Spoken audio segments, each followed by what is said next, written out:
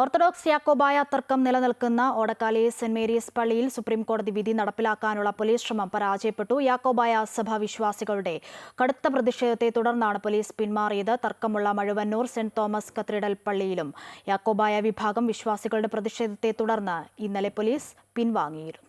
Perumbavoor Odakkali saint Mary's പള്ളിയിൽ സുപ്രീംകോടതി വിധി നടപ്പിലാക്കാനുള്ള നടപടികൾക്കൊരുങ്ങി പോലീസ് എത്തിയെങ്കിലും വിശ്വാസികളുടെ കടുത്ത പ്രതിഷേധത്തെ തുടർന്ന് പിൻവാങ്ങുകയായിരുന്നു. ബാരിക്കേഡ്, ജലപീരങ്കി അടക്കമുള്ള സംവിധാനങ്ങൾ ഒരുക്കിയാണ് പോലീസ് എത്തിയത്.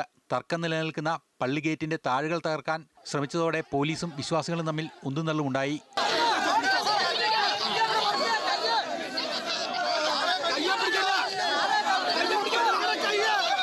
പ്രതിഷേധത്തിനിടെ 6 സ്ത്രീകൾ കുഴഞ്ഞു വീണു.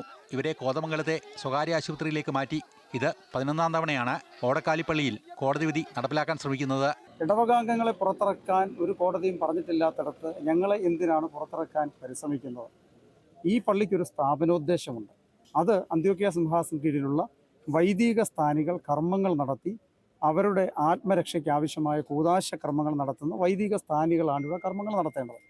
അപ്പോൾ ഇപ്പോൾ 34 അനുസരിച്ച് ഭരിക്കണമെന്ന് പറയുമ്പോൾ സഭാതലവനായ പാത്രീർക്കീസിനെ അംഗീകരിക്കുകയോ അല്ലെങ്കിൽ ഈ കൈവെപ്പിനെ അംഗീകരിക്കുകയോ ചെയ്യാത്ത വൈദികരുടെ പ്രവേശിക്കാൻ വരുന്നത് വിശ്വാസികളെ സംബന്ധിച്ചിടത്തോളം അവരുടെ ആത്മരക്ഷയെ സംബന്ധിച്ചും അവരുടെ മൗലിക അവകാശത്തിന്മേലുള്ള കടന്നുകയറ്റമാണ്.